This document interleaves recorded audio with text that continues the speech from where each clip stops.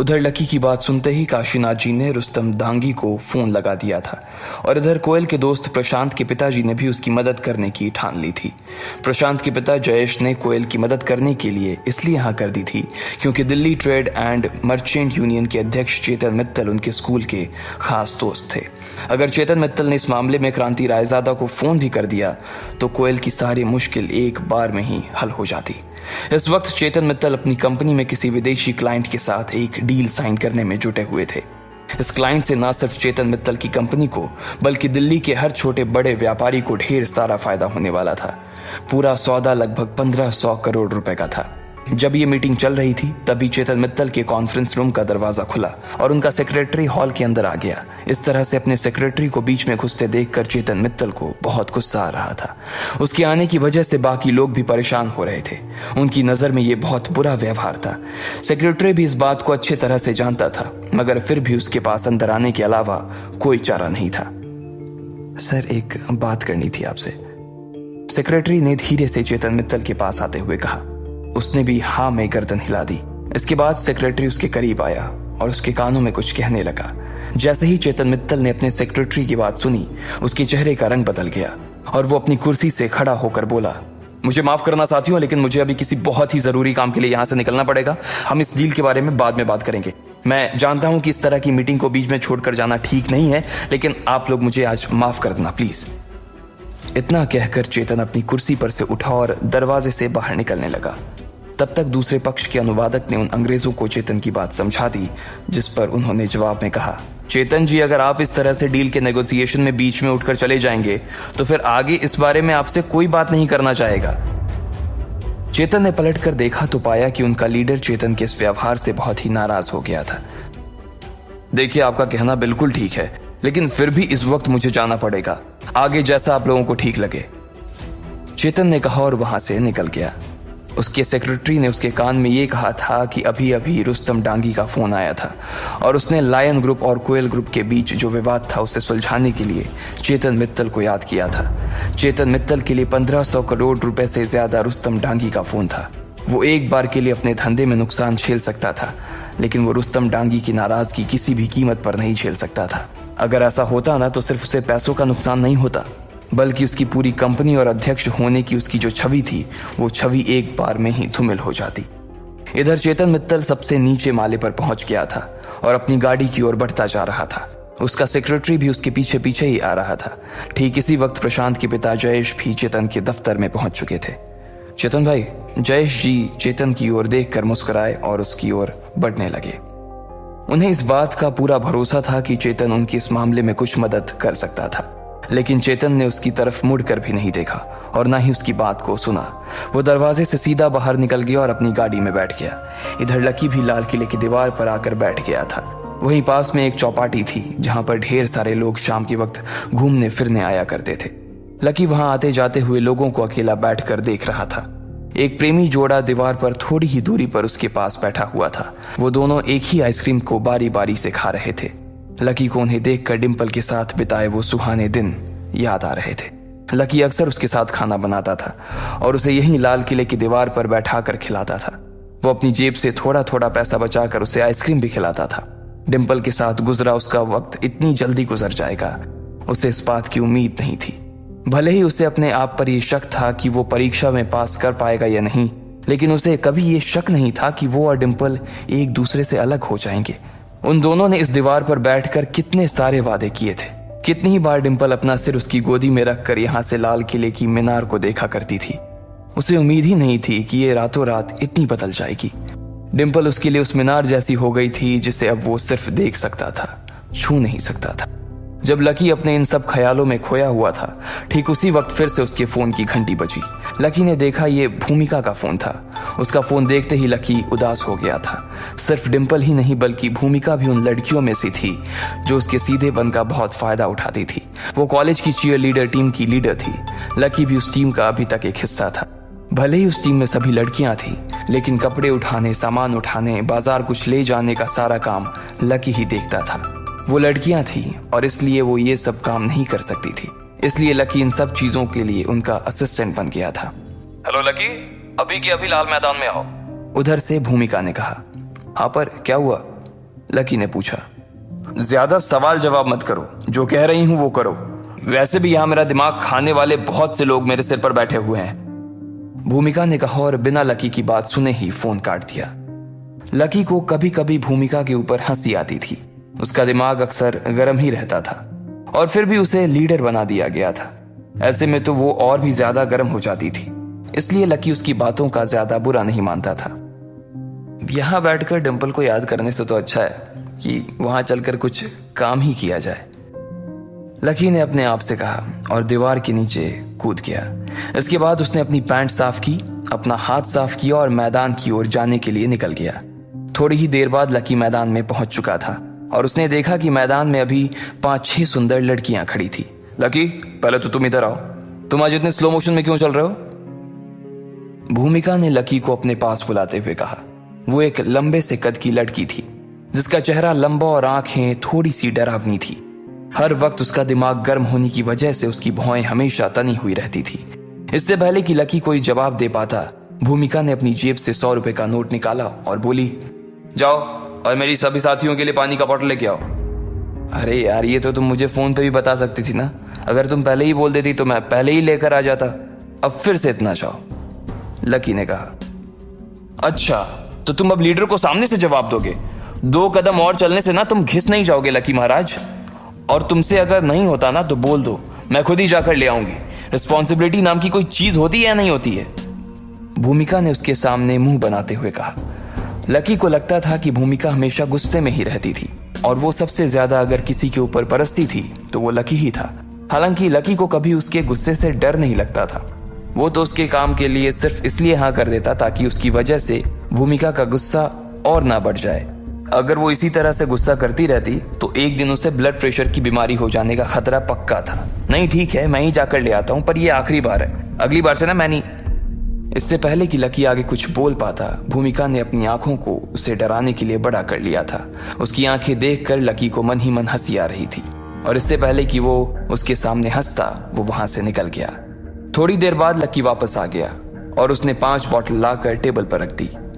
सभी लड़कियां टेबल के पास आ गई और पानी पीने लगी। इसके बाद भूमिका और बाकी सभी लड़कियां बास्केटबॉल के कोर्ट पर प्रैक्टिस करने के लिए चली गई थीं। लकी वहीं स्टैंड्स में बैठकर उन्हें देख रहा था। जब तक वो प्रैक्टिस करने वाली थी तब तक लकी को वहीं बैठना था। अगर बीच में उन्हें किसी चीज की जरूरत लगती तो लकी उन्हें वो सभी चीजें लाकर देने वाला था। जब लकी बैठकर उनकी प्रैक्टिस देख रहा था तभी उसे अपने पास से एक आवाज आई, तुम भी वहां जाकर उनके साथ क्यों नहीं खेलते?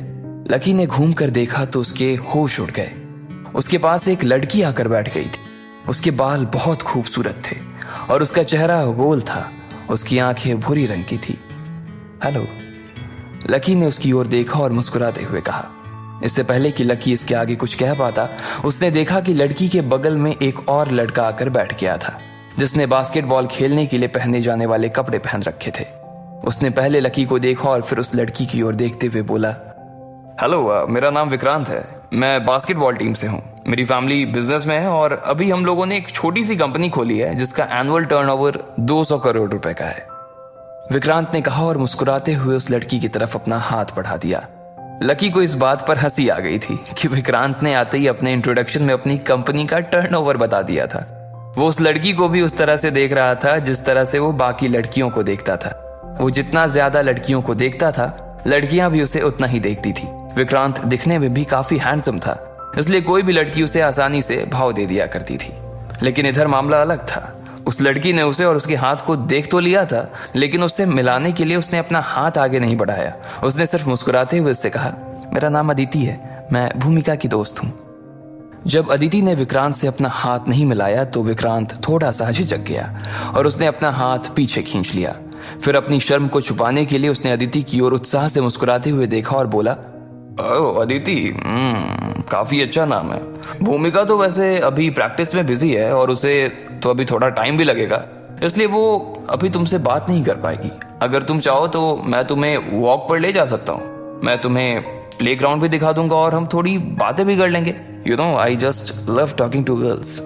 विक्रांत ने अपने बालों में हाथ फेरते हुए कहा, नहीं सॉरी, मैं यहीं ठीक हूँ। अदिति ने एक मुरझाई सी मुस्कान के साथ उसे देखा और कहा, अदिति की इस मुस्कान ने विक्रांत के लिए सारे दरवाजे मानो उसके मुंह पर ही बंद कर दिए थे। वो शर्मिंदा तो बहुत महसूस कर रहा था, पर फिर भी अदिति इतनी सुंदर थी कि वो उसे अपने हाथ से यूं ही जाने नहीं देना चाहता था। वो चाहता था कि अदिति उसके साथ टहलने जाए, लेकिन इससे पहले कि वो अदिति को मना कर पाता, उसकी टीम के किसी साथी ने उसे बुला लिया और बीच में ही उसे जाना पड़ा। जैसे ही विक्रांत उन दोनों के बीच से उठकर निकला, अदिति लकी की तरफ घूमी और उससे पूछा, तुम्हारा नाम क्या है? लकी। लकी ने बहुत ही फीका सा जवाब दिया। असल में जिस तरह से अदिति उसे देख रही थी, लकी उसे देखता ही रह गया था। इतने प्यार से तो शायद कभी डिंपल ने भी उसे नहीं देखा था। उसकी बड़ी बड़ी आंखों में लकी को अपने लिए थोड़ी सी भी खिन्न नजर नहीं आ रही थी। ना ही उसे ऐसा लग रहा था कि अदिति को उसके पास बैठने में किसी तरह का पछतावा हो रहा था।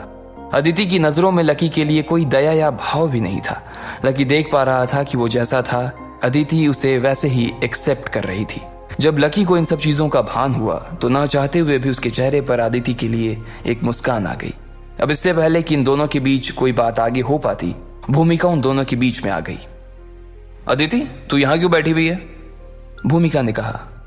इससे पहले कि अदिति अपनी ओर से कुछ कह पाती, भूमिका ने लकी को वहां से उठने का इशारा किया और बोला, जाओ सबको पानी पिलाओ।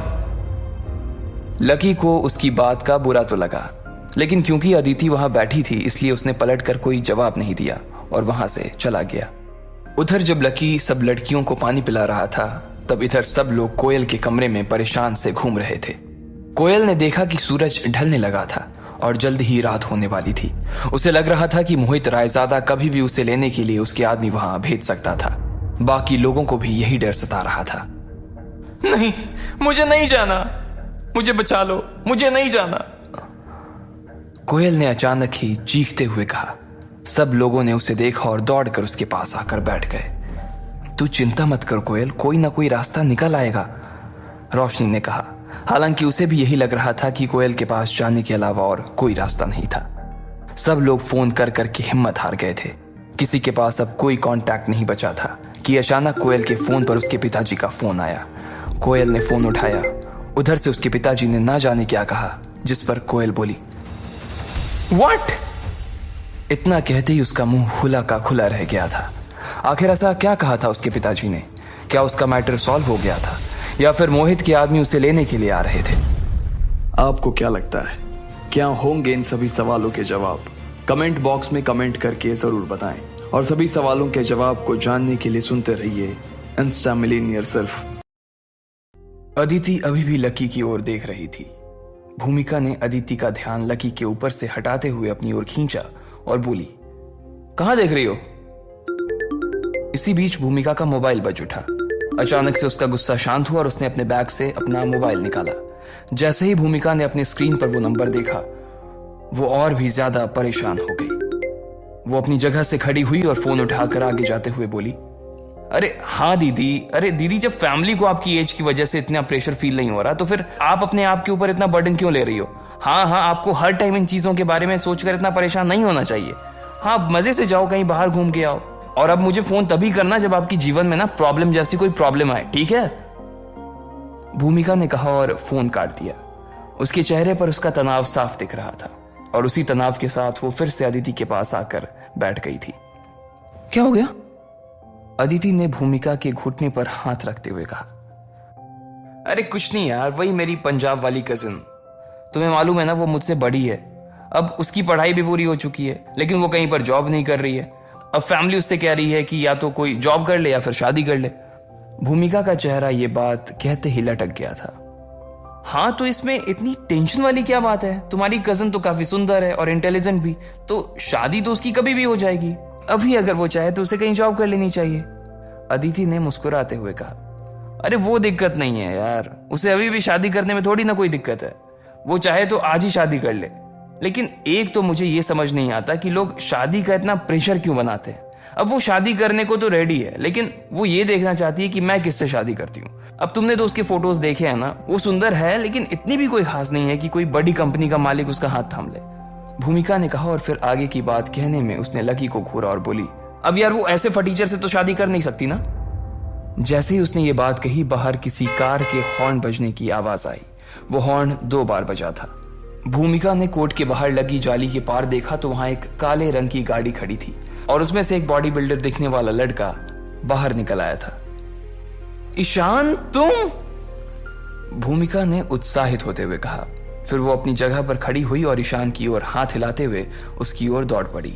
जैसे ही भूमिका के मुंह से बाकी लड़कियों ने उसका नाम सुना, वो सब भी ईशान की गाड़ी के पीछे दौड़ गईं। अरे कैप्टन, तुमने ये गाड़ी कब खरीद ली? अरे ये तो ऑडी A4 है। ईशान की बास्केटबॉल टीम के एक साथी ने उसकी गाड़ी पर हाथ फेरते हुए कहा। ईशान ने काला चश्मा लगाया हुआ था। उसने सिर्फ उसके साथी की तरफ देखा और बिना कुछ कहे सिर्फ अपनी गर्दन को हाँ में हिला दिया। ईशान भाई तो तब से कार चला रहे हैं जब से वो 2nd ईयर में थे। वैसे ईशान भाई, ये कितनी की पड़ी? एक लड़की ने पूछा। ईशान ने इस सवाल पर अपना चश्मा उतारा और बोला, ये कोई ज्यादा महंगी नहीं है, सब कुछ मिलाकर बस 56 लाख। मैं तो इसे सब तब तक ही चलाऊंगा जब तक यूनिवर्सिटी में पढ़ रहा हूं। यहां से निकलते ही मैं इससे भी ऊंची वाली एक गाड़ी खरीदूंगा। उधर भूमिका और उसकी टीम की बाकी लड़कियां भी ईशान के पीछे पागलों की तरह भागने लगी थी। तो अदिति और लकी ने सोचा कि उन्हें भी जाकर देखना चाहिए कि वहां ऐसा आखिर हो क्या रहा था। दोनों साथ में उठे और दरवाजे से बाहर आने लगे। कौन है ये? अदिति ने लकी से पूछा। ये ईशान है, यहाँ की बास्केटबॉल टीम का कैप्टन। काफी अमीर परिवार से, विक्रांत से 10 गुना ज्यादा टर्नओवर होगा इसके पिता की कंपनी का। लकी ने ईशान की ओर देखते हुए अदिति से कहा, ईशान, हम एक बार अपनी नई गाड़ी में जरा रजौरी गार्डन तक तो घुमा कर लाओ, हम भी तो इसमें बैठकर दिल्ली देखें। भूमिका ने खिसिया कर मुस्कुराते हुए ईशान से कहा। उसकी आंखों में ईशान को देखते ही चमक आ गई थी और वो ललचाई नजरों से उसे घूरे जा रही थी। इधर ईशान का जलवा ऐसा था कि उसकी टीम के एक खिलाड़ी ने अपनी जेब से सिगरेट निकाल कर ईशान के लिए जला दी थी और फिर उसे थमा दी। ईशान ने उसमें से एक पफ लिया और भूमिका की ओर देखते हुए बोला, कोई दिक्कत नहीं है, चलो अभी घुमा कर आते हैं तुम्हें रजौरी। ईशान ने कहा और भूमिका की ओर देखकर मुस्कुराने लगा। जैसे ही भूमिका ने उसके मुंह से ये बात सुनी, उसे शर्म सी आ गई और उसके गाल मारे शर्म के सेब जैसे लाल हो गए। उसे देखकर ईशान को भी हंसी आ गई थी। उसने अपने सिगरेट से एक और पफ लिया और भूमिका को इस तरह से शर्माते हुए देखने लगा। भले ही ईशान को अपने पिता से यह कार खरीदवाने में काफी वक्त लगा था, लेकिन वो जानता था कि उसे इतना वक्त भूमिका को इसमें घुमाने में नहीं लगने वाला था। ईशान उन लड़कों में से नहीं था जो लड़कियों को सिर्फ घुमा कर ही छोड़ देता था। लड़की चाहे भूमिका हो या कोई और, उसे उसके साथ आगे बढ़ने में कोई गुरेज नहीं था। इधर भूमिका ने उसकी गाड़ी की फ्रंट सीट का दरवाजा खोला और गाड़ी की मखमली सीट पर बैठ गई। उसने पीछे की सीट पर अपनी उन 2 सहेलियों को बैठा लिया था जिनसे उसे कोई खतरा नहीं था। अब वो यही सोच रही थी कि आखिर तीसरा जन कौन हो जिसे पीछे की सीट पर बैठाया जाए। इतने में उसने देखा कि विक्रांत भी वहीं पर खड़ा था। उसने भूमिका और ईशान की ओर मुस्कुराते हुए देखा और बोला, कैप्टन, आप ऐसे ऐसे अकेले ड्राइव पर जा रहे हो तो फिर हम लोग क्या करेंगे? ये गलत बात है। चीयर लीडर टीम यहाँ है तो बास्केटबॉल वाली टीम भी यहीं पर है ना। नई गाड़ी की पार्टी तो बनती है, क्यों ना हम आज दोनों टीमों का साथ में गेट टुगेदर कर लें? अच्छा ऐसा, तो ऐसा करते हैं कि तुम लोग दिल्ली दरबार पहुंचो, ऑर्डर कर दो, मैं इन लोगों को थोड़ा इधर उधर घुमा कर लाता हूं और फिर हम लोग साथ में डिनर करते हैं। ईशान ने अपनी नई गाड़ी की मक्खन जैसी स्टीयरिंग को पकड़ते हुए कहा। जब ईशान और विक्रांत आज की पार्टी की प्लानिंग कर रहे थे, तभी भूमिका अदिति को ढूंढ रही थी। वो हर बार की तरह इस बार भी थोड़ी सी लेट ही थी। अरे चलना जल्दी, क्या है जो इतनी धीरे धीरे आ रही है? जल्दी आ जा, हम लोग आज डिनर के लिए दिल्ली दरबार जा रहे हैं, चल जल्दी आ। भूमिका ने अपना हाथ हिलाते हुए उससे कहा। अदिति भूमिका का इशारा देखते हुए कार की ओर बढ़ने लगी थी। रुको, लकी को भी बुला के लाती हूं, अदिति ने लकी की ओर देखते हुए कहा। वो उन सब लोगों से थोड़ा सा दूरी पर और दूरी बनाकर ही खड़ा था। अदिति साफ देख पा रही थी कि लकी इन सब लोगों से अलग था, बहुत ही अलग। अगर ये सब तेल थे तो लकी पानी। लकी हमारे साथ चलने की सोच भी नहीं सकता बहन। तुझे पता है दिल्ली दरबार में पर पर्सन क्या चार्जेस हैं? अगर उसे पैसा देना पड़ा ना तो उसे वहीं पर हार्ट अटैक आ जाएगा। भूमिका ने लकी के ऊपर फप्ती कसते हुए कहा। हाँ, जिन जगहों पर बैठकर हम लोग खाते हैं ना, उसने वो जगह ना अपनी जिंदगी में कभी देखी नहीं होगी, एक और लड़की ने कहा। और तुम उसके कपड़े तो देखो, उसके साथ साथ चलने में तो हमें भी शर्म आ जाएगी। इसलिए बेटर यही है कि तुम उसे यहीं से टाटा बाय बाय कर लो और हमारे साथ चलो, एक और लड़की ने भूमिका की बात का समर्थन करते हुए कहा।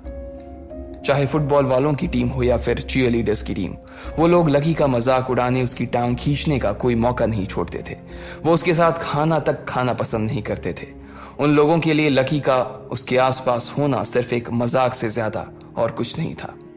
अदिति लेकिन उसके बारे में ऐसी कोई बात नहीं करना चाहती थी। वो उन लोगों की बातों को सुनकर समझ गई थी कि बाकी लोग लकी से कितनी नफरत करते थे, और अगर ऐसे में लकी को अपने साथ चलने के लिए कहती तो बाकी लोगों को बुरा लग सकता था। लकी खुद भी अपनी वजह से उनका मन खराब नहीं करना चाहता था। वो देख पा रहा था कि अदिति उसे अपने साथ ले जाना चाहती थी, लेकिन उन दोनों के बीच में ढेर सारे लोग खड़े थे जिन्हें नजरअंदाज नहीं किया जा सकता था। इसलिए अदिति गाड़ी में बैठ गई, लेकिन लकी वहीं खड़ा रह गया। भूमिका ने उसे अदिति की ओर देखते हुए देखा तो उसे गुस्सा आ गया और उसने शीशा नीचे करते हुए कहा, हमारे बैग और हमारे बाकी के सामान अलमारी में रख देना, ध्यान रखना उसमें से कुछ छूट ना जाए। भूमिका ने कहा और फिर से गाड़ी का शीशा चढ़ा लिया। गाड़ी आगे बढ़ गई और अदिति की नजरें पीछे लकी पर ही चिपकी रह गई।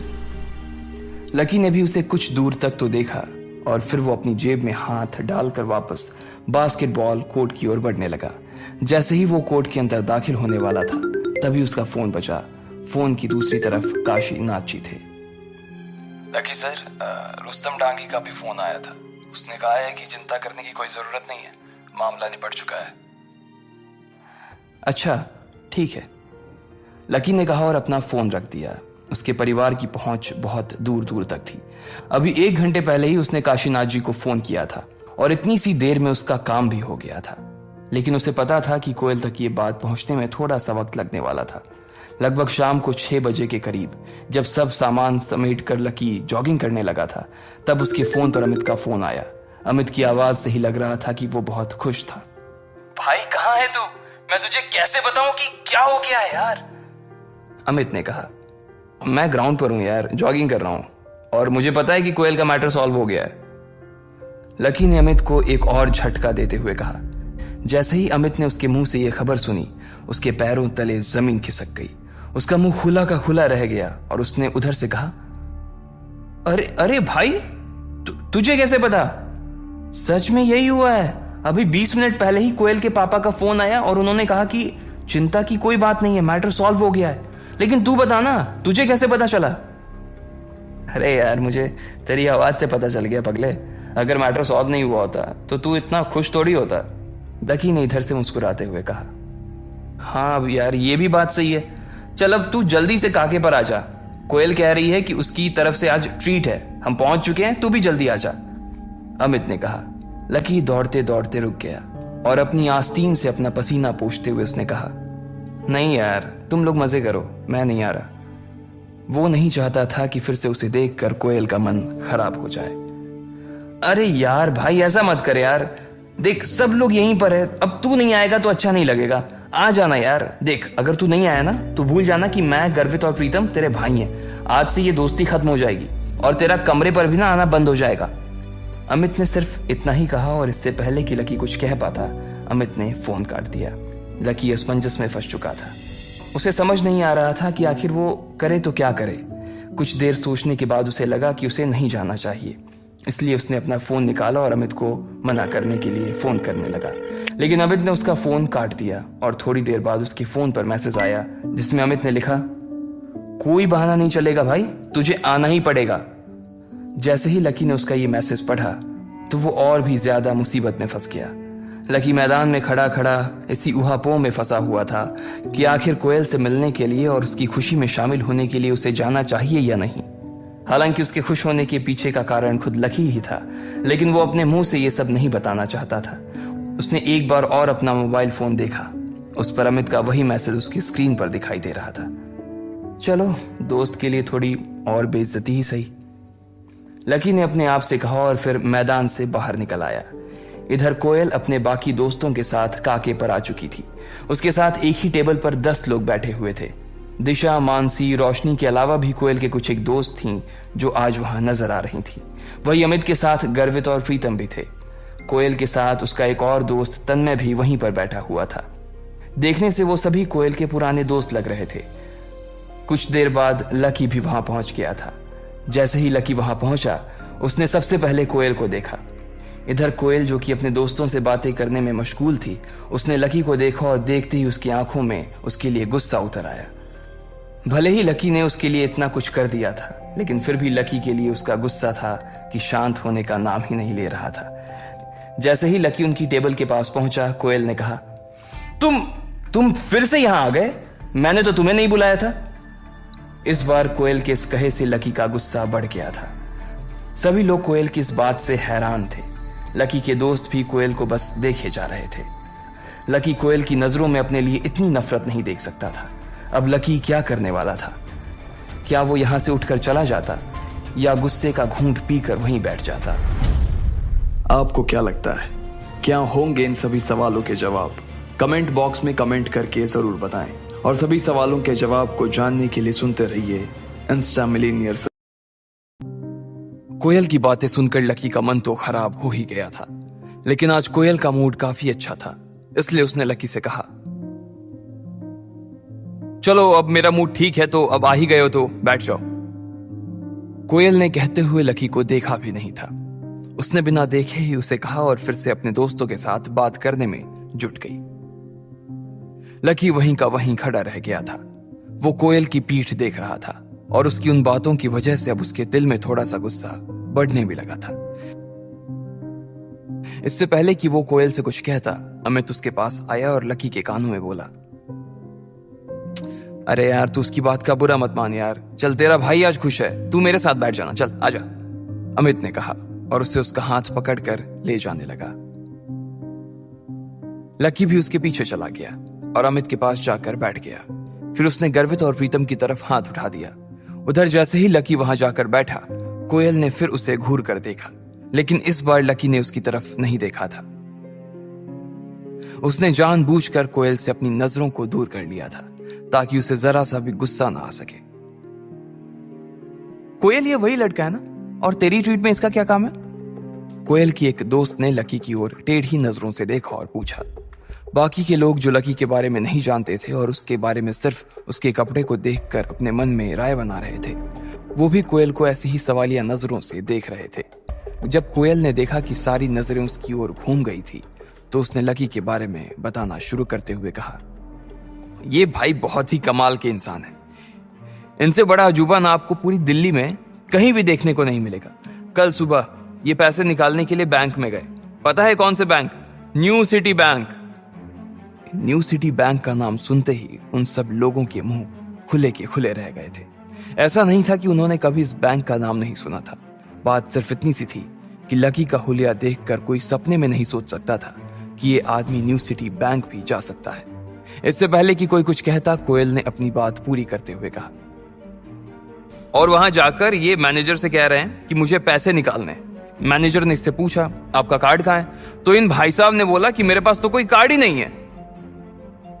कोयल का इतना कहना हुआ कि वहां बैठे कुछ लोगों के चेहरे पर हंसी आ गई। वो बार बार लकी को देखे जा रहे थे और हंस रहे थे, और बाकी के लोग जैसे अमित और रोशनी, इन लोगों को सच पता था, इसलिए वो लोग चुपचाप बैठे हुए थे। थोड़ी ही देर बाद वेटर ने ऑर्डर सर्व कर दिया था और इस दौरान लकी सिर्फ अमित, गर्वित और प्रीतम से ही बात कर रहा था। कोयल और उसके दोस्त की तरफ वो देख भी नहीं रहा था।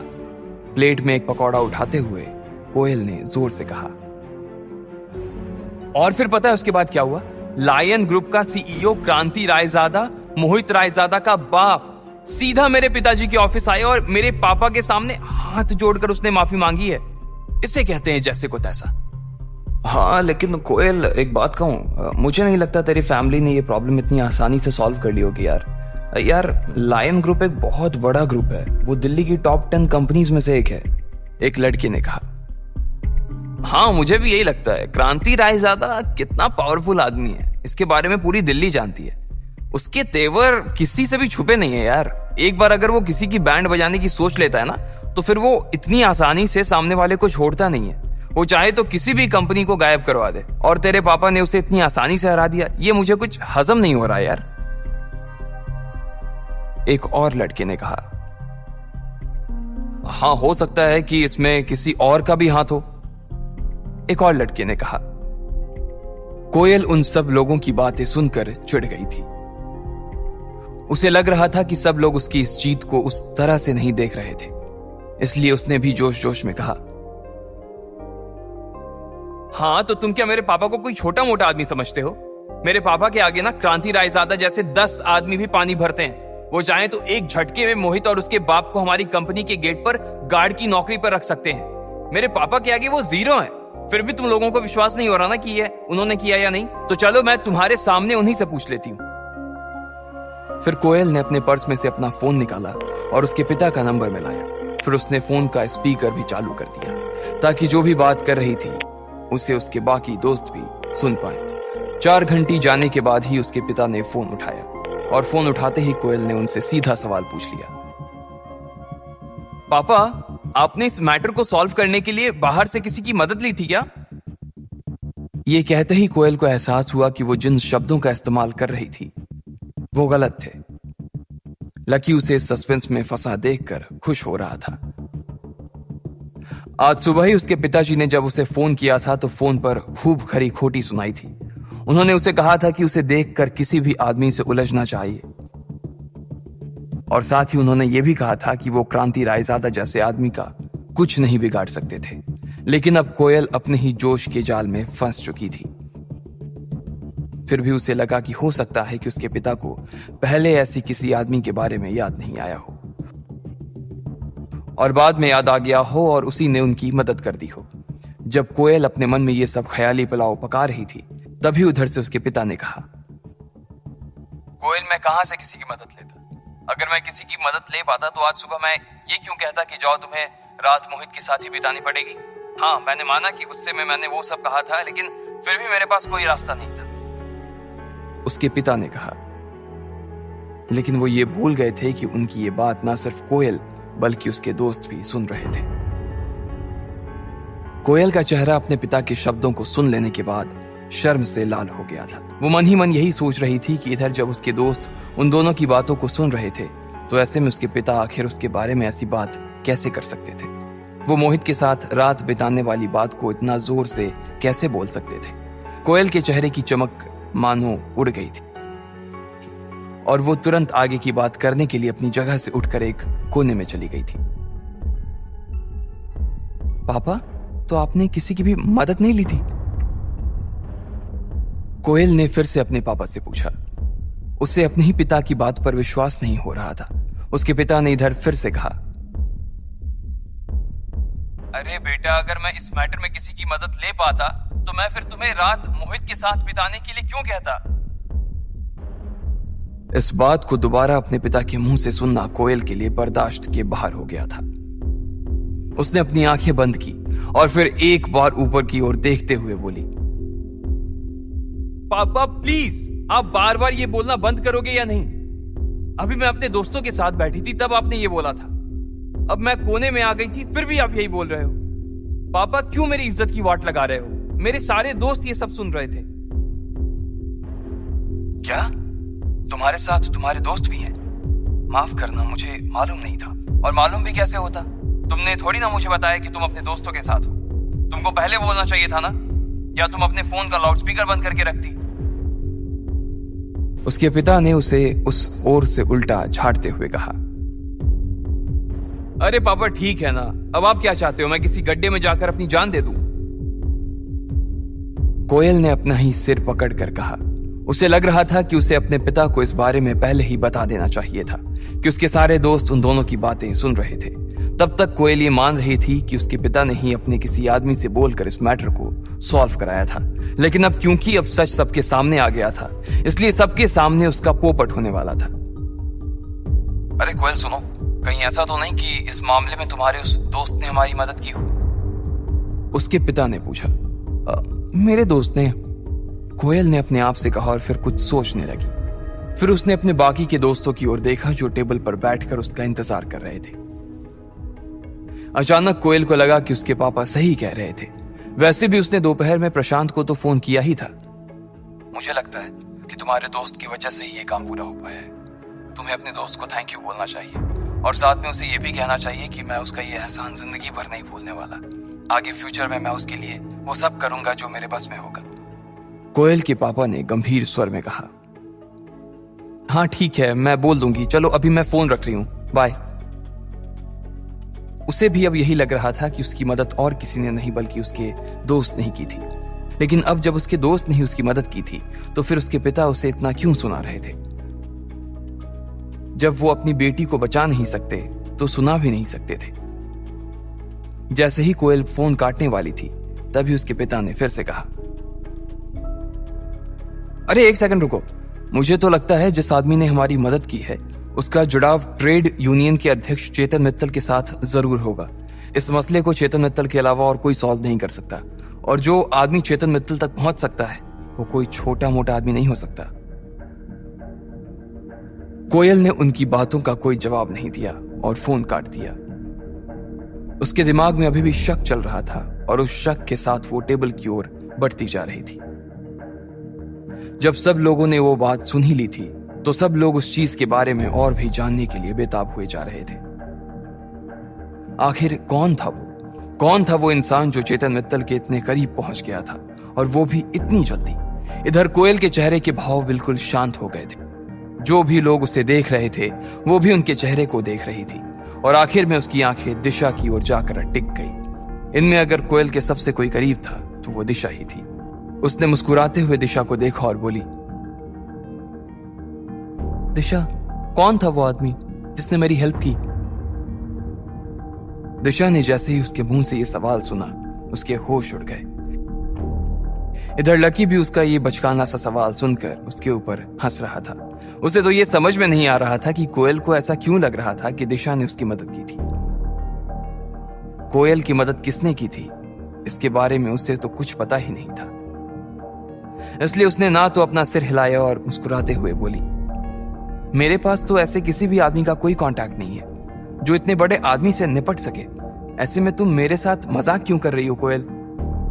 अच्छा, ऐसा क्या? कोयल का चेहरा उसका जवाब सुनने के बाद थोड़ा सा लटक गया था। हाँ, मैं सच कह रही हूं, तुम्हारी कसम, दिशा ने उसे विश्वास दिलाते हुए कहा। अब उसने अपनी नजर दिशा से मोड़कर मानसी की ओर घुमा ली थी। उसने मानसी से भी वही सवाल किया जो उसने दिशा से किया था, और मानसी ने कहा, नहीं यार, मैं तो इस मैटर में तुम्हारी मदद कर पाने के बारे में सपने में भी नहीं सोच सकती। हाँ, मैंने फोन निकालकर कुछ लोगों को फोन तो जरूर किए थे, लेकिन मैं तो उन्हें फोन करने से पहले ही ये जानती थी कि उनसे बात करने का कोई फायदा ही नहीं था। वो तो मैंने ऐसे ही बस तुम्हारा मन रखने के लिए उन्हें फोन कर दिया था। कोयल को यहां भी निराशा ही हाथ लगी थी। फिर उसने रोशनी को देखा, और इससे पहले कि वो रोशनी से यही सवाल कर पाती, रोशनी ने अपनी गर्दन हिलाते हुए कहा, यार, मेरे घर वालों ने तो मुझे यही कहा था कि क्रांति रायजादा के मैटर में तो दिल्ली का मुख्यमंत्री भी नहीं बोल सकता। एक छोटा सा पार्षद बोलकर क्या उखाड़ लेगा यार। रोशनी के एक दूर के मामा पार्षद थे। अब उसके पास और कोई चारा नहीं बचा था, इसलिए उसने अमित को देखा और बोला, अमित, क्या तुमने? इससे पहले कि वो आगे कुछ बोल पाती, अमित ने पहले ही ना में सिर हिला दिया था। फिर उसने गर्वित की ओर देखा। गर्वित ने कहा, देखो, ना तो मैंने और ना ही प्रीतम ने यह काम किया है। हम आज तो क्या आने वाले 100 सालों में इसे करने के सपने नहीं देख सकते। अब वहां पर सिर्फ एक ही आदमी रह गया था, लकी। कोयल लकी की ओर देख रही थी, लेकिन वो इस दुविधा में थी कि वो उससे सवाल करे या ना करे। उधर लकी भी उससे नजर बचाकर चुपचाप अपने खाने में ही मग्न था। वो कोयल के सवाल का जवाब नहीं देना चाहता था। क्या कोयल उससे भी वही सवाल पूछेगी, और क्या लकी उस सवाल का सच जवाब देगा? आपको क्या लगता है, क्या होंगे इन सभी सवालों के जवाब? कमेंट बॉक्स में कमेंट करके जरूर बताएं, और सभी सवालों के जवाब को जानने के लिए सुनते रहिए इंस्टा मिलेनियर। कोयल जब बारी बारी से सब लोगों से पूछ चुकी थी कि आखिर उसकी मदद किसने की थी, तो अब आखिर में उसकी नजर लकी पर जाकर टिक गई थी। वैसे तो उसे लकी से कोई उम्मीद नहीं थी, पर क्योंकि उसने सब लोगों से पूछ लिया था, इसलिए वो सोच रही थी कि वो लकी से भी पूछ ही ले। उसने लकी की ओर देखा, और लकी ने भी एक पल उसकी ओर देखकर अपनी नजर नीचे कर ली। अगर वो उससे पूछ भी लेती तो भी लकी का मन नहीं था कि वो अपने मुंह से कुछ बताए। लकी की नजर हटते ही कोयल ने अपने आप से कहा, तो फिर कौन है वो यार जिसने मेरी मदद की है? इतना कहते ही कोयल के कंधे झुक गए थे, और उसने अपना सिर नीचे की ओर झुका लिया था। उसे समझ नहीं आ रहा था कि किसे जाकर थैंक यू बोले। थोड़ी देर की इस दिमागी उथल पुथल के बाद आखिरकार उसके दिमाग में एक नाम आया, प्रशांत। उसका नाम जुबान पर आते ही कोयल की आंखों में चमक आ गई थी, और उसके कंधे फिर से सीधे हो गए थे।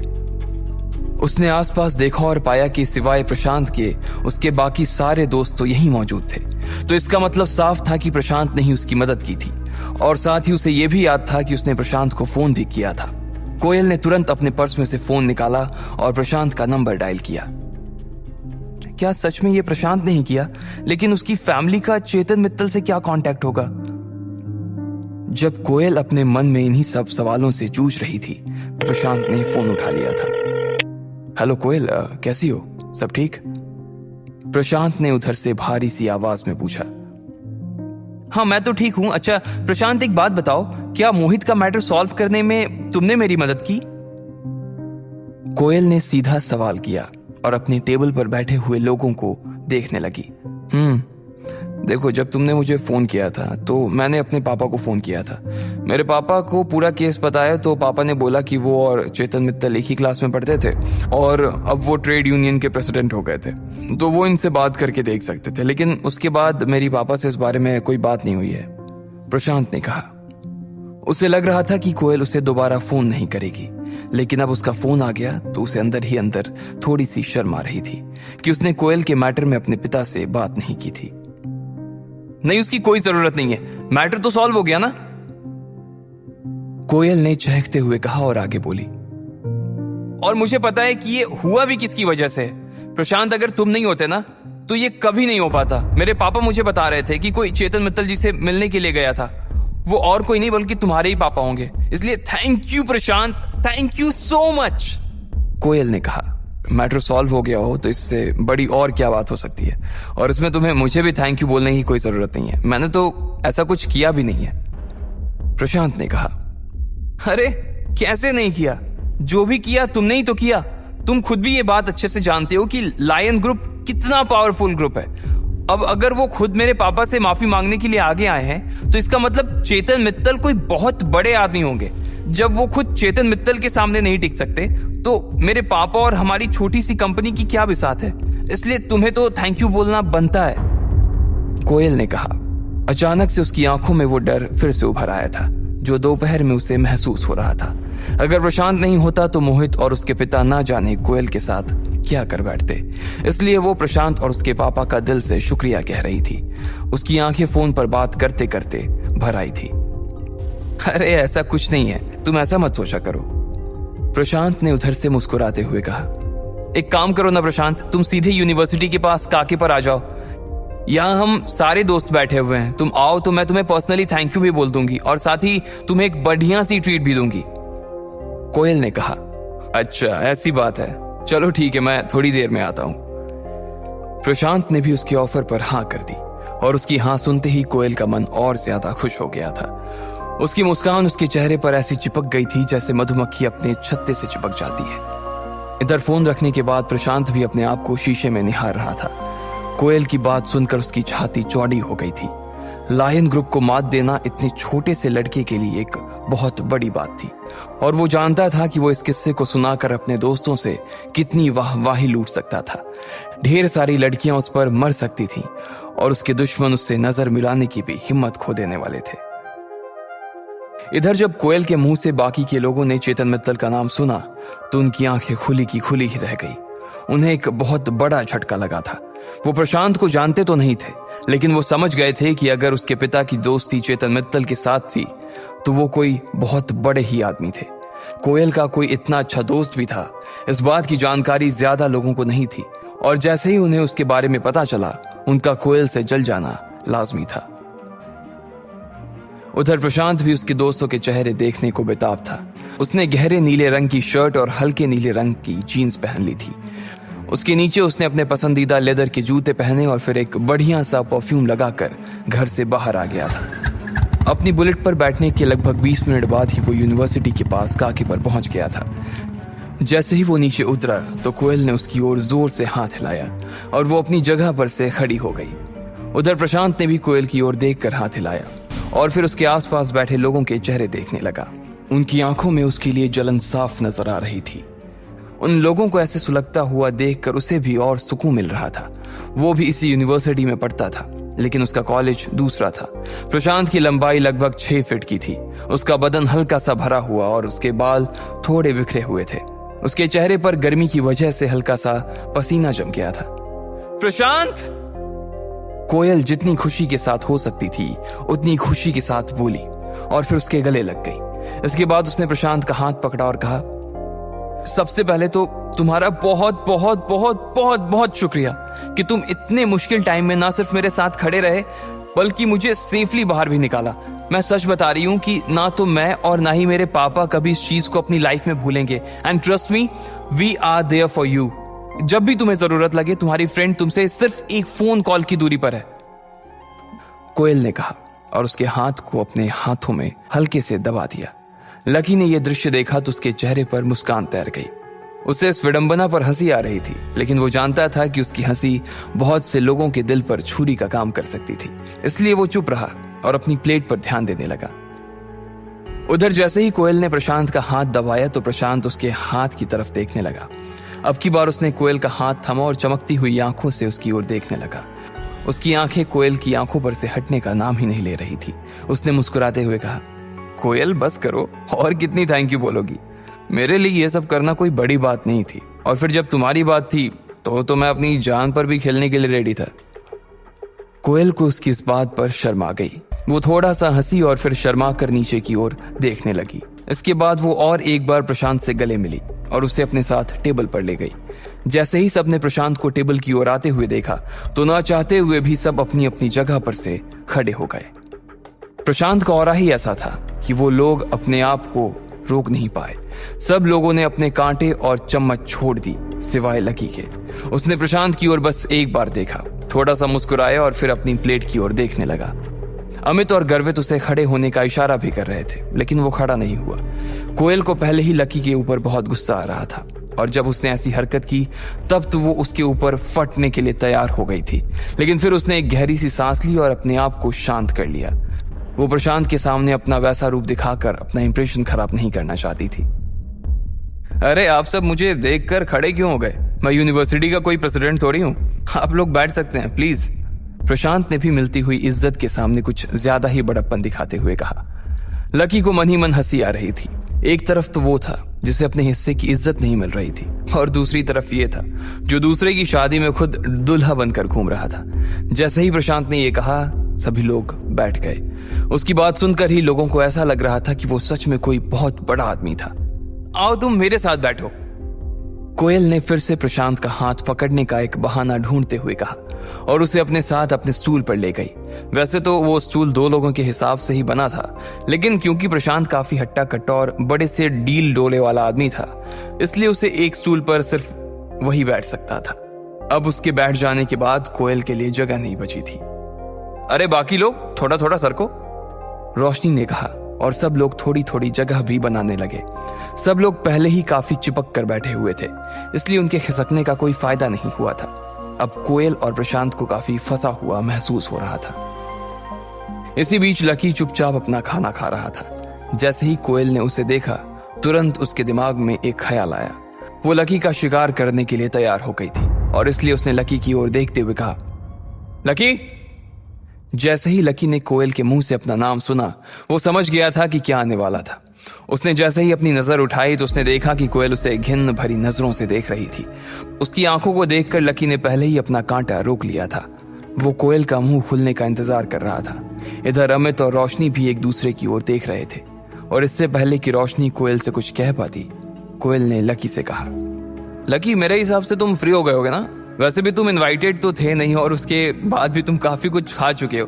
फिर भी तुम्हें अगर भूख लग रही हो तो तुम्हारे लिए कुछ मैं पैक करवा देती हूँ। तुम अपने रूम पर जाओ और वहां पर जाकर आराम से खा लो। कोयल की बातें तो बहुत कड़वी थी, लेकिन वो इतना मुस्कुरा कर ये सब कह रही थी कि लोग समझ नहीं पा रहे थे कि वो लकी की बेइज्जती कर रही थी। रोशनी और अमित को तो बहुत बुरा लग रहा था, लेकिन वो भी इन सब में कुछ नहीं कर सकते थे। बाकी लोग जो अभी तक हंस रहे थे, बोल रहे थे, वो भी लकी को देखकर खामोश हो गए थे। कोयल की ऐसी बात सुनकर लकी का चेहरा उतर गया। उसे लग रहा था कि उसके दिल में किसी ने छुरा घोंप दिया था। उसे इस बात पर पछतावा हो रहा था कि आखिर उसने इस लड़की की मदद की ही क्यों थी। वो चाहता तो अभी 1 मिनट के अंदर इस पूरे खेल को सिर्फ एक चाल से पलट सकता था, लेकिन वो बाकी लोगों की तरह शो ऑफ नहीं करना चाहता था। कोयल ने वो दिन नहीं देखे थे जिन्हें लकी अभी जी कर आ रहा था, इसलिए कुछ पलों के गुस्सों के बाद उसके चेहरे पर मुस्कान आ गई थी। उसने अपना सिर हाँ में हिलाया और अपना कांटा प्लेट में रखकर टिश्यू से अपना हाथ पोंछकर वहां से उठकर बाहर जाने लगा। लकी के लिए यह किसी जहर के घूंट से कम नहीं था। भले ही कोयल उसकी कुछ लगती नहीं थी, लेकिन उसकी बोली गई बातें उसके दिल में अभी भी चुभ रही थी। लेकिन इसमें गलती कोयल की भी नहीं है। जो दिखता है वही बिकता है। आदमी की वैल्यू नहीं है, उसके कपड़ों की वैल्यू है।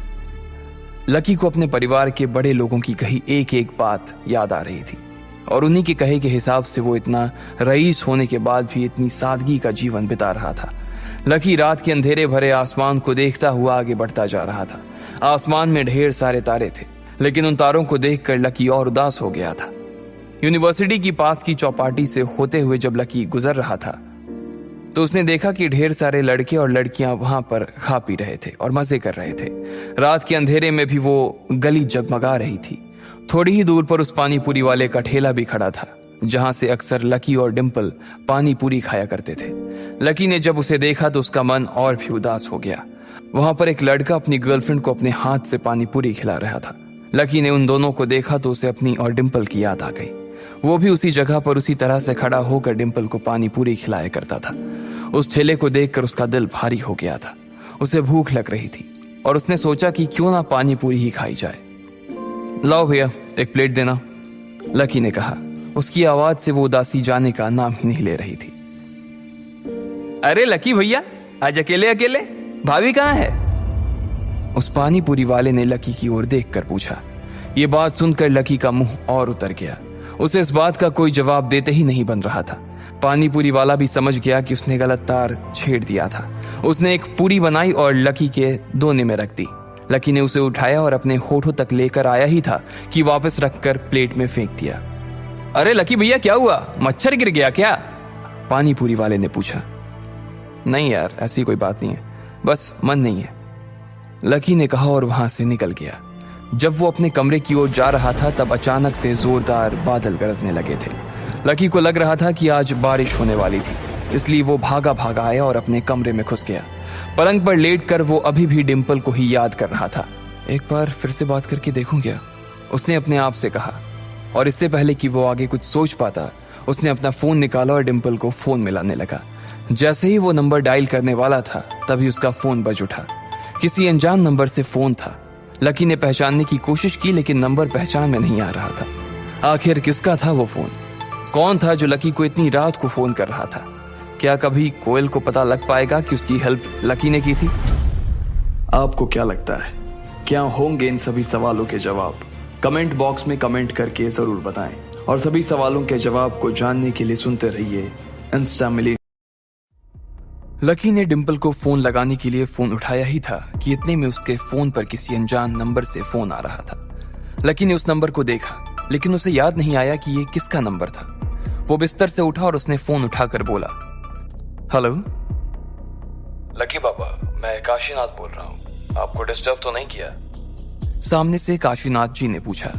लकी ने जैसे ही उनका नाम सुना, सबसे पहले उसने कमरे का दरवाजा और खिड़कियां बंद कर दी। वो नहीं चाहता था कि उसकी और काशीनाथ जी की बातें कोई भी सुने। नहीं काशीनाथ जी, कहिए क्या बात है? और ये नंबर किसका है? लकी ने फिर से अपने बिस्तर पर आकर पूछा। अरे वो मेरे ऑफिस का नंबर था, लोग रात को भी उसी पर फोन करते थे, इसलिए मैंने एक नया कार्ड खरीद लिया था। शाम होते ही उसे बंद कर देता हूँ और इसे चालू। काशीनाथ जी ने मुस्कुराते हुए कहा। लकी ने उनकी बात पर सिर हिलाया और पूछा, जी काशीनाथ जी बताइए, कहिए क्या बात है? लकी बाबा, रुस्तम डांगी का फोन आया था। मैंने जब उसे आज सुबह फोन किया था तो उससे बताया कि आप दिल्ली में ही हैं और करीबी परीक्षा दे रहे हैं। फिर मैंने उससे यह भी बताया कि आपने अभी परसों ही परीक्षा पास भी कर ली है और अब अपने परिवार के सारे पावर्स का आप इस्तेमाल भी कर सकते हैं। ये बात सुनकर रुस्तम ने कहा है कि वो आपसे मिलना चाहता है। काशीनाथ जी ने कहा। ये सुनते ही लकी की भौहें तन गई और उसने पूछा, मुझसे क्यों मिलना चाहते हैं? वो क्या है ना कि उसे पता नहीं था कि आप यहीं पर हैं, तो वो एक बार बस आपसे मिलकर आपको देखना चाहता है और अगर आपको किसी भी चीज की जरूरत हो तो आप उसे बता सकते हैं। दिल्ली में उसका अच्छा खासा रौब चलता है, काशीनाथ जी ने कहा। असल में अग्रवाल एंड अग्रवाल फर्म्स का बिजनेस न सिर्फ इंडिया बल्कि बाहर के बहुत से देशों में फैला हुआ था। ये एक बहुत बड़ा ग्रुप था जिसके अंदर 1 लाख से भी ज्यादा लोग काम करते थे। लेकिन लकी की परिवार की रीत ही यही थी कि जब तक कोई भी आदमी परीक्षा को पास नहीं करता तब तक उसे बिजनेस का दारोमदार नहीं बनाया जा सकता था। ठीक है, मैं मिल लूंगा उनसे, लकी ने कहा। वो वैसे भी बहुत सीधा और साधारण सा आदमी था और इतने सालों बाद अपनी कंपनी के लोगों से मिलना उसके लिए कुछ नया होने वाला था। ठीक है, तो मैं उसे फोन कर देता हूँ। वो कल सुबह ही आपसे मिलने के लिए आपके कॉलेज पहुंच जाएगा, काशीनाथ जी ने कहा। नहीं, आप उन्हें कॉलेज मत भेजिए, आप मुझे उनका एड्रेस दे दीजिए, मैं खुद ही उनसे मिलने के लिए चला जाऊंगा। वैसे भी यहाँ पर मिलना ठीक नहीं होगा, लकी ने कहा। वो रुस्तम डांगी को कॉलेज में बुलाकर जबरदस्ती की हवाबाजी नहीं करना चाहता था। वो जानता था कि अगर किसी ने रुस्तम के साथ उसे देख लिया तो लोग उससे सवाल पूछ पूछ कर उसका जीना दुश्वार कर देंगे, और वो अभी कुछ दिन और आराम से सुकून से जीना चाहता था। एक बार यहां से बाहर निकलने के बाद तो उसे कंपनी के हिसाब से अपनी लाइफस्टाइल को बदलना ही था। लेकिन लकी बाबा, आप परिवार का हिस्सा है। आने वाले वक्त में आपको इसकी कमान संभालनी है। ऐसे में अगर आप उनसे मिलने के लिए जाएंगे तो ये नियमों के खिलाफ हो जाएगा ना। रुस्तम डांगी तो सिर्फ दिल्ली और उसके आसपास का ही इलाका देखता है। ऐसे में आपका उससे मिलने के लिए परेशान होना कहाँ तक ठीक है। मैं उसी को बोल देता हूँ, वो आपसे मिल लेगा, काशीनाथ जी ने फिर से जिद करते हुए कहा। वो नहीं चाहते थे कि लकी कमान संभालने से पहले ही लोगों के सामने इतना सीधा नजर आने लगे, वरना लोग उसकी परवाह करना बंद कर देते। नहीं काशीनाथ जी, मुझे लगता है कि आप कुछ ज्यादा ही सोच रहे हैं। ऐसी कोई बात नहीं है, बल्कि जब तक मैं काम नहीं संभालता तब तक तो मैं उनसे मिलने के लिए जा ही सकता हूँ। वैसे भी उनसे मिलने के बहाने मैं थोड़ा शहर भी देख लूंगा, लकी ने अपने बालों को ठीक करते हुए कहा। इतने साल इतनी गरीबी देखने के बाद अब वो समझ गया था कि सादगी से बड़ी कोई पूंजी नहीं थी। ठीक है लकी बाबा, आप अपने से बड़ी उम्र के लोगों से भी इतने प्यार से बात करते हैं, कोई भी आपका मुरीद हो जाएगा। इसलिए आप चिंता मत कीजिए, मैं रुस्तम को बोल दूंगा कि आप खुद उससे मिलने के लिए आ रहे हैं, काशीनाथ जी ने कहा। ठीक है काशीनाथ जी, लकी ने कहा और फोन काट दिया। जैसे ही उसने फोन रखा और वो खिड़कियों को खोलने के लिए बाहर जा ही रहा था, इतने में फिर से काशीनाथ जी का फोन आया। हेलो लकी बाबा, रुस्तम कह रहा था कि वो गोल्डन मेंशन होटल में कल लंच के लिए जाने वाला है, तो आप भी लंच के लिए उसके साथ जा पाएंगे या मैं जगह बदलवा दूं? काशीनाथ जी ने कहा। नहीं, कोई दिक्कत नहीं है, उससे कहना कि मैं 1 बजे के आसपास वहां पहुंच जाऊंगा, लकी ने कहा। उसके बाद उसने फोन रखा और सारे खिड़की दरवाजे खोलकर अपने पलंग पर लेट गया। जैसे ही वो अपने बिस्तर पर आया, डिंपल की यादों ने फिर से उसे घेर लिया था। आज कहने को उसके पास सब कुछ था। वो डिंपल को सब कुछ दे सकता था जो वो चाहती थी, लेकिन फिर भी डिंपल उसके साथ नहीं थी। लकी को अपने लिए नहीं बल्कि डिंपल के लिए बुरा लग रहा था। वो सोच रहा था कि अगर उसने परीक्षा को कुछ दिन पहले ही पार कर लिया होता तो आज शायद डिंपल उसके साथ होती। उसने फिर से अपना फोन उठाया और डिंपल का नंबर निकालने लगा। लेकिन मैं क्या कहूं उससे, लकी ने अपने आप से पूछा। जब काफी देर तक उसे कोई जवाब नहीं मिला तो उसने फोन को वापस रख दिया और अपनी आंखों को बंद करके लेट गया। लकी को कब नींद आ गई उसे पता नहीं चला। जब थोड़ी देर बाद उसे कमरे में किसी के आने की आवाजें सुनाई दी, तब उसकी नींद खुली और उसने देखा कि अमित, प्रीतम और गर्वित वापस आ गए थे। वो तीनों आपस में कुछ बातें कर रहे थे और बातों में वो इतना मशगूल थे कि वो भूल गए थे कि लकी अपने बिस्तर पर सो रहा था। यार, ये प्रशांत 1 नंबर का गधा आदमी निकला यार। खाना खाने के बाद उसे गाना गाने की क्या जरूरत थी? साले ने पूरे खाने का टेस्ट ही खराब कर दिया, गर्वित ने उसके ऊपर बरसते हुए कहा। हाँ, और लाड साहब यहां तक भी नहीं माने। भाई, पता है कि जब बारिश हो रही है तो मत जाओ ना, लेकिन इतनी बारिश में कोयल को पीछे बिठाकर पूरे देश में अपनी बुलेट से पटाखे फोड़ने हैं, हद है, प्रीतम ने कहा और बोतल में से पानी पीने लगा। हाँ ठीक है, अब और कितनी गालियां दोगे उसे? पूरे रास्ते इतनी गालियां दी, पेट नहीं भरा? उधर देखो, लकी सो रहा है, इसलिए उसे परेशान मत करो, अमित ने कहा और लकी की ओर देखने लगा। उसकी आंखें आधी खुली और आधी बंद थी। गर्वित और प्रीतम फ्रेश होने के लिए चले गए और अमित भी अपना तौलिया लेकर उनके पीछे पीछे हो लिया। अगले दिन जब सुबह हुई तो आसमान काफी साफ नजर आ रहा था। कल की बारिश के बाद कैंपस, सड़कें और मैदान सब धुल चुके थे। जिस हिसाब से पानी भरा हुआ था उसे देखकर तो यही लग रहा था कि बारिश पूरे रात ही चली थी। दूसरी और तीसरी क्लास के ब्रेक के बीच जब लकी ने थोड़ी देर सुस्ताने के लिए अपना सिर बेंच पर टिकाया ही था कि अमित भागा भागा उसकी क्लास में घुसा और लकी को झटकते हुए उठाते हुए बोला, लकी, कोयल के साथ गड़बड़ हो गई। अच्छा, अब क्या हो गया उसके साथ? पास बैठे ही गर्वित ने कहा।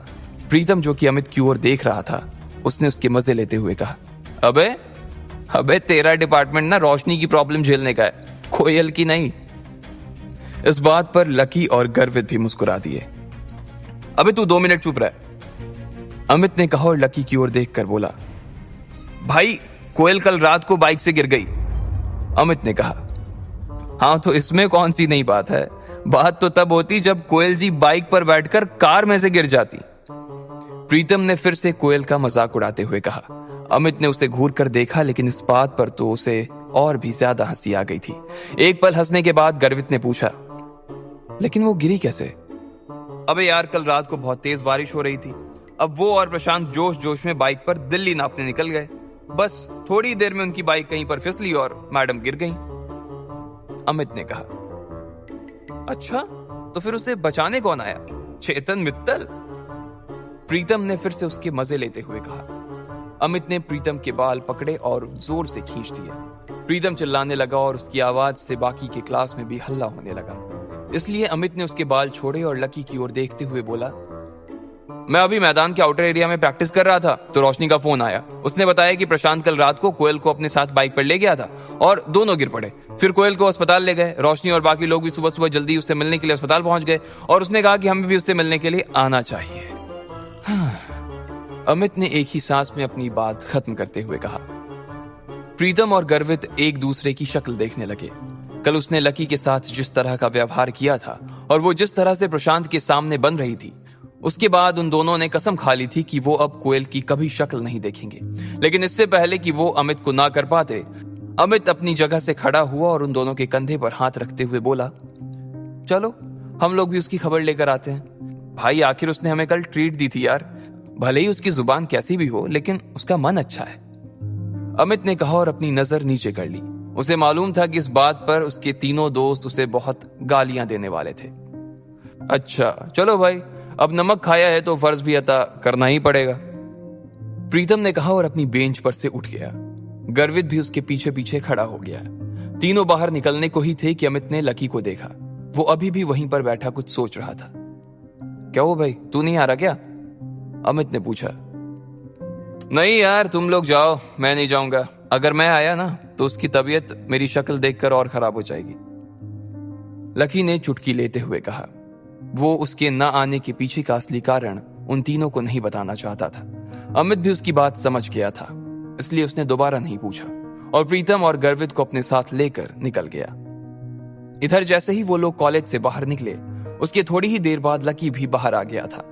उसने कॉलेज से थोड़ी दूर जाकर अपने लिए एक टैक्सी बुलाई और सीधा होटल गोल्डन मैंशन के लिए निकल गया।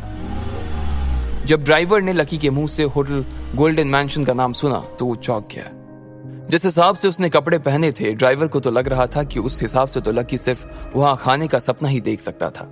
होटल गोल्डन मैंशन दिल्ली की सबसे बड़े होटल में से एक था। थोड़ी ही देर में उसकी टैक्सी एक बड़ी सी नीली शीशे वाली बिल्डिंग के बाहर आकर खड़ी हो गई थी।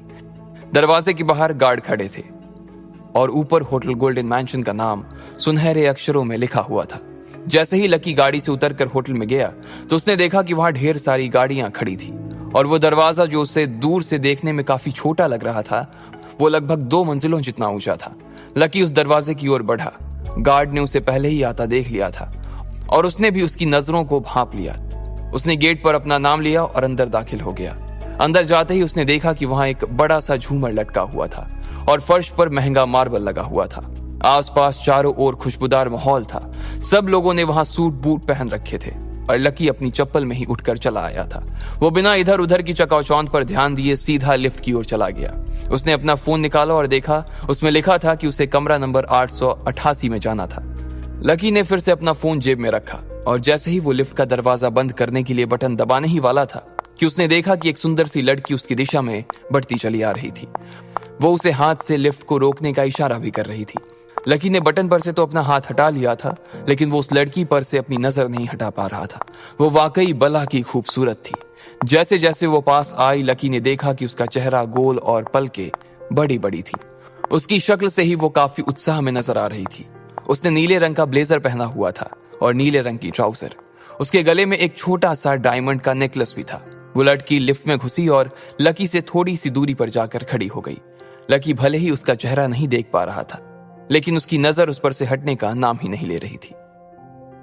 एक्सक्यूज मी, तुम्हारा प्रॉब्लम क्या है? घूर क्यों रहे हो? उस लड़की ने लकी को फटकारते हुए कहा। नहीं कुछ नहीं, आई एम सॉरी। लकी ने अपनी नजर नीचे करते हुए कहा, लेकिन उसकी नजर बाज आने का नाम ही नहीं ले रही थी और वो वापस उसकी गर्दन पर टिकी जा रही थी। लकी अब उसकी कमर तक आते बालों को देख रहा था। क्या देख रहे हो? नॉनसेंस, लड़की ने फिर से पलट कर कहा। उसे एहसास हो गया था कि लकी की नजरें अभी भी उसी के ऊपर टिकी हुई थी। इस बार उसकी आवाज सुनकर लकी के दिल की धड़कन बढ़ गई थी। उसकी सांसें तेजी से ऊपर नीचे होने लगी थी और अचानक ही उसे एहसास हुआ कि उसकी नाक में से खून बहना शुरू हो गया था। लकी ने जोर से सांस खींची और अपना सिर ऊपर की ओर उठा लिया। लड़की ने उसे इस तरह देखा और बोली, ओह शिट, तुम्हारे होठों पर खून लगा हुआ है। रुमाल नहीं है क्या? साफ करो इसे। उस लड़की ने नाक भौं सिकोड़ते हुए कहा। इससे पहले कि लकी अपनी जेब से रुमाल निकालता, उसे अपनी नाक में खुजली सी महसूस हुई और अगले ही पल छींक आ गई। इससे पहले कि वो अपने हाथ से अपने नाक को ढक पाता, सामने खड़ी लड़की की सफेद शर्ट पर उसके थूक के कुछ छींटे लग चुके थे। ओह माय गॉड, तुम! लड़की ने अपनी शर्ट पर लगे धब्बे को देखा तो उसका दिमाग खराब हो गया। आई एम सॉरी, लकी ने हड़बड़ाते हुए कहा और अपनी जेब से रुमाल निकाला और उसके शर्ट पर लगे खून को पोंछने लगा। लेकिन इसी बीच लकी का हाथ गलती से लड़की के सीने पर चला गया। लकी को भी इस बात का एहसास हो गया था कि जल्दबाजी में उससे गलती हो गई थी और वो लड़की भी उसे घूर कर देख रही थी। तुम्हारी इतनी हिम्मत कैसे हुई, साले ठरकी कहीं के? लड़की ने गुस्से में कहा और लकी को पीछे की ओर धक्का दे दिया। लकी की पीठ पर चोट लगी और इतने में लिफ्ट भी रुक गई। वो लड़की उसे गुस्से से देखी जा रही थी। नहीं, मुझसे गलती, मैं तो बस खून। इससे पहले कि लकी आगे कुछ कहता, वो लड़की जोर से चिल्लाने लगी, सिक्योरिटी, सिक्योरिटी! ये सुनते ही लकी के कान खड़े हो गए थे। उसने देखा कि 2 गार्ड भागे भागे उसकी ओर आ रहे थे। उन 2 गार्ड्स को आते हुए देखकर वो घबरा गया था। अब आगे क्या होने वाला था? क्या लकी अपनी इस हरकत की वजह से जेल जाने वाला था या फिर रुस्तम डांगी उसे बचा लेगा? आपको क्या लगता है, क्या होंगे इन सभी सवालों के जवाब? कमेंट बॉक्स में कमेंट करके जरूर बताएं और सभी सवालों के जवाब को जानने के लिए सुनते रहिए इंस्टा मिलीनियर्स। लकी की छींक की वजह से उस लड़की का शर्ट खून से सन गया था। सफेद रंग के सूती शर्ट के ऊपर खून के धब्बे गिरकर फैल गए थे, लेकिन लड़की के मन में मलाल इस बात का नहीं था कि उसकी शर्ट पर खून फैल गया था। उसे मलाल इस बात का था कि लकी ने उसके साथ छेड़खानी की थी। इससे पहले कि लकी उसे अपनी ओर से कुछ समझा पाता, उस लड़की ने सिक्योरिटी को बुला लिया था। लिफ्ट खड़ी थी और वो लड़की लिफ्ट के बाहर आ गई थी। लकी भी उसे समझाने के लिए उसके पीछे पीछे बाहर आ गया था, लेकिन तब तक 2 गार्ड उसकी दिशा में आए और उसे पकड़ लिया। क्या हुआ मैडम, क्या बात है? एक गार्ड ने उस लड़की से पूछा। वो देख पा रहा था कि उस लड़की का शर्ट खून से सन गया था और उसके चेहरे पर घबराहट साफ नजर आ रही थी। इस आदमी ने मेरे साथ बदतमीजी की है। पहले तो इसने जानबूझकर मेरी शर्ट पर छींका, जिसकी वजह से मेरी शर्ट खराब हो गई, और फिर इसने अपने रुमाल से मेरे शर्ट को साफ करने के बहाने मेरे साथ छेड़खानी की है। जैसे ही लड़की ने अपनी बात खत्म की, उन दोनों गार्ड ने लकी को घूर कर देखा। ऊपर से नीचे तक देखने पर उन्होंने पाया कि लकी की शक्ल तो शरीफों जैसी ही थी, लेकिन उसका हुलिया इस बात की गवाही दे रहा था कि वो कितना बड़ा बदमाश था। क्या रे, बहुत लड़कियां छेड़ रहा है, कहां से आया है तू, और घुसने किसने दिया तेरे को अंदर? एक गार्ड ने उसकी बाजू को कसकर पकड़ा। लकी को समझ नहीं आ रहा था कि वो क्या करे। सुनिए, आप गलत समझ रही हैं। मैं कोई बदमाश नहीं हूं और ना ही मैं आपके साथ कोई बदतमीजी कर रहा था, लेकिन जैसे ही आपने मुझे डांटा, मुझे अपनी गलती का एहसास हो गया था। वो तो अचानक पता नहीं कैसे मेरी नाक से खून निकल आने लगा और फिर उसमें ईचिंग हुई और मुझे छींक आ गई। आप जैसा समझ रही हैं वैसा आदमी नहीं हूं मैं। इससे पहले कि लकी अपनी बात पूरी कर पाता, उस लड़की ने बीच में ही उसकी बात को काटते हुए कहा, अच्छा, ऐसा सोच भी मत लेना कि तुम इंग्लिश बोलकर बच जाओगे। जो तुमने किया है ना, उसके बाद तुम बच नहीं पाओगे। मैं अभी पुलिस को कॉल करूंगी और फिर वो तुम्हें अपनी भाषा में समझाएंगे। जैसे ही उस लड़की ने पुलिस का नाम लिया, लकी के साथ साथ दोनों गार्ड के भी कान खड़े हो गए। वो ये देख पा रहे थे कि लड़की को बहुत गुस्सा आ रहा था और पुलिस के पास जाने का उसका अधिकार भी था, लेकिन उन्हें डर इस बात का था कि अगर वो पुलिस को बुलाती तो उनके होटल की बहुत बदनामी हो सकती थी। इसलिए एक गार्ड ने तुरंत मोर्चा संभाला और लकी को उसके सामने जोर से हिलाते हुए बोला, अरे मैडम, ऐसे सड़क छाप पॉकेट मार आदमी के लिए पुलिस क्यों बुलाना? हम इसे तो हम ही ठीक कर देंगे, क्यों सुरेश? पहले गार्ड ने अपने साथ वाले गार्ड को इशारा किया और उसने लकी की ओर अपना डंडा ताना ही था कि इतने में लड़की बोली, नहीं, आप लोग इससे टच भी नहीं करेंगे। आप सिर्फ इसे पकड़ कर रखिए, मैं अभी पुलिस को बुलाती हूँ, वो इससे निपटेगी। उस लड़की ने कहा और अपने पर्स में से फोन निकाला और वो फोन मिलाने ही वाली थी कि इतने में फिर से उस गार्ड ने कहा, अरे मैडम, क्यों पुलिस को परेशान कर रही हो? हम है ना, हम भी उतना ही अच्छा धोते हैं जितना पुलिस धोती है। दूसरे गार्ड ने कहा और फिर उसने लकी के सिर पर डंडा तान दिया। इतने में लकी चिल्लाया और बोला, नहीं, अब मैडम नहीं, मैं पुलिस को बुलाऊंगा और मामला सिर्फ पुलिस तक नहीं, कोर्ट तक जाएगा। मैं इनके ऊपर डिफेमेशन का केस करूंगा, मैं इनके ऊपर हरासमेंट का केस करूंगा और तुम दोनों में से किसी ने भी मुझे हाथ लगाया तो तुम दोनों भी अंदर जाओगे, इसलिए छोड़ो मुझे राइट नाउ। लकी ने चिल्लाते हुए कहा। उस जैसे आदमी से इतनी बड़ी धमकी सुन लेने के बाद तो उनके होश ही उड़ गए थे। वो दोनों घबराए हुए एक दूसरे को देख रहे थे। वहीं लकी और उस लड़की की आंखों का गुस्सा शांत होने का नाम नहीं ले रहा था। अब क्या करें? पहले गार्ड ने कहा। मैनेजर को बुला, दूसरे ने कहा। पहले ने तुरंत अपनी जेब से वॉकी निकाला और चालू किया। लकी और वो लड़की दोनों ही उस गार्ड को देखने लगे। इससे पहले कि मैनेजर लाइन पर आता, एक साथ लकी और उस लड़की का फोन बज उठा। हेलो, जी हाँ सर, मैं होटल आ गई हूँ, लेकिन सर एक बदतमीज आदमी की वजह से मेरे कपड़े खराब हो गए हैं। लड़की ने लकी को घूर कर देखा और कहा, हाँ मैं भी आ रहा हूँ, बस एक मैडम है, उन्हें थोड़ी सी मिसअंडरस्टैंडिंग हो गई है, वो शॉर्ट आउट कर रहा हूँ, बस आ ही रहा हूँ उसको करके। लकी ने कहा और दोनों ने एक वक्त में ही फोन रखा। लड़की के लिए अब वहां रुकना और इस बहस में पड़ना बहुत भारी हो गया था। उसकी एक बहुत जरूरी मीटिंग थी और उसके लिए वो लेट हो रही थी।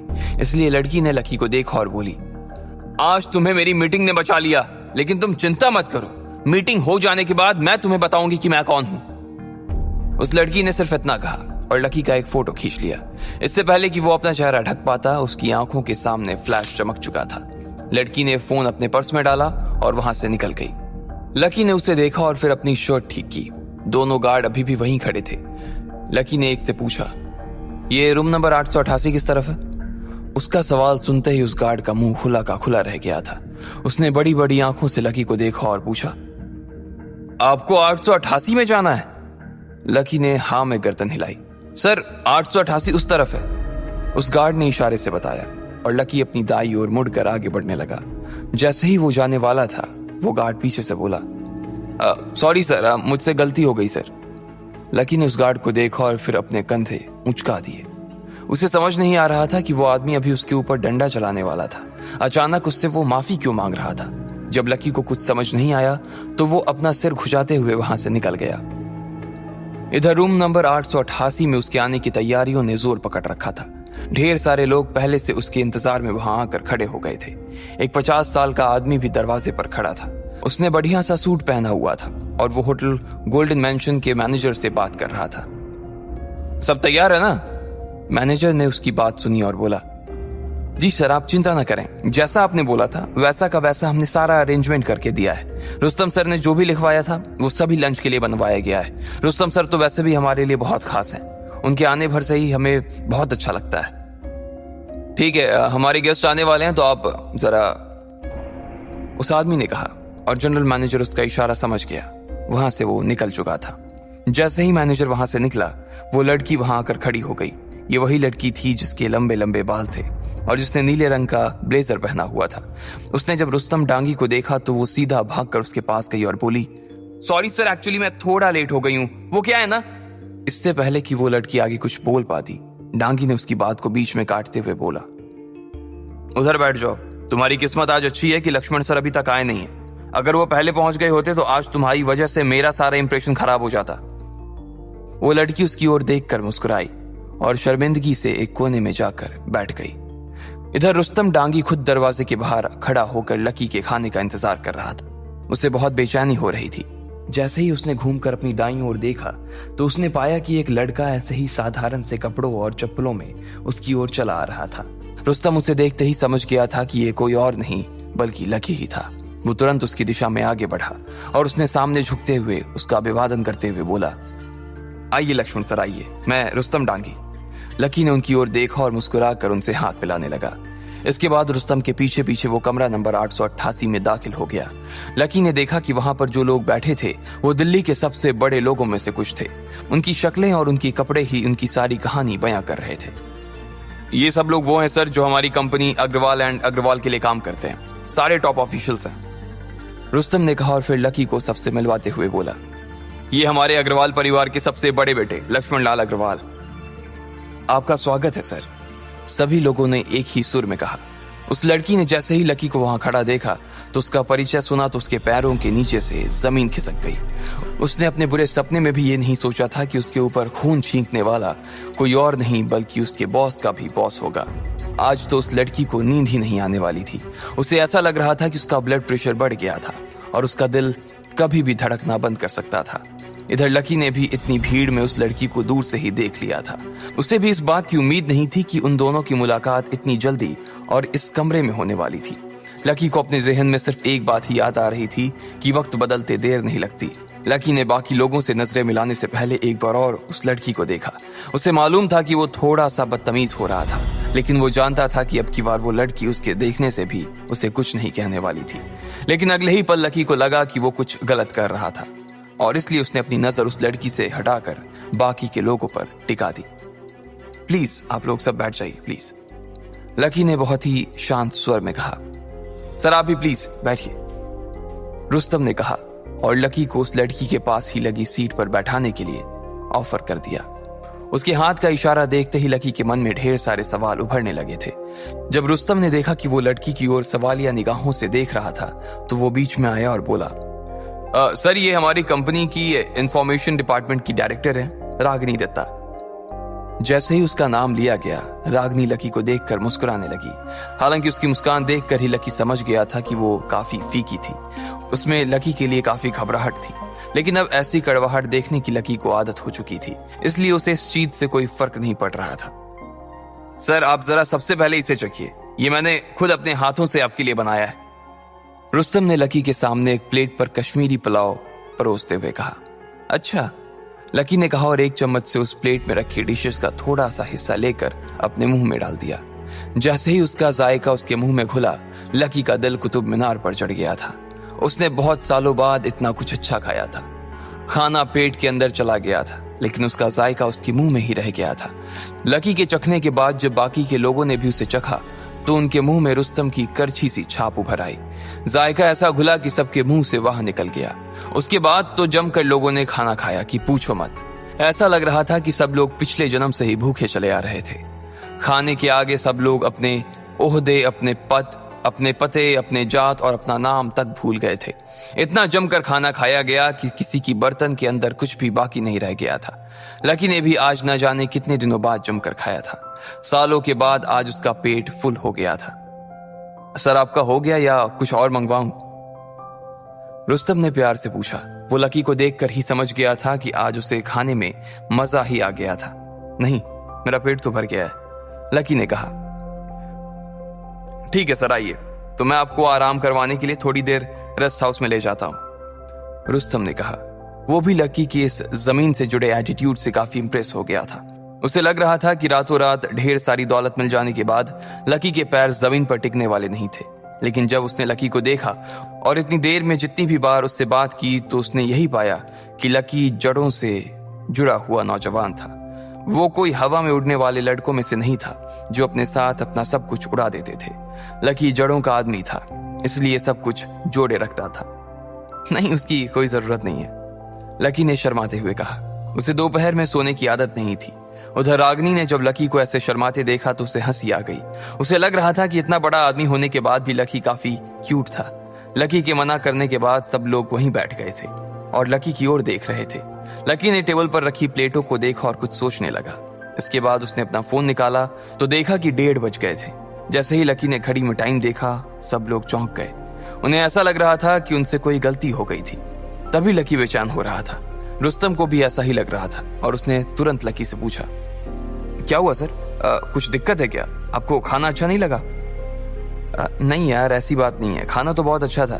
मैंने पेट भर खाया, लेकिन मैं बस आपसे ये रिक्वेस्ट करना चाह रहा था कि अगर आपके पास ये खाना और थोड़ा बचा हो तो पैक कर दीजिए, मैं इसे अपने दोस्तों को भी खिलाना चाहता हूँ। लकी ने कहा और रुस्तम की ओर देखने लगा।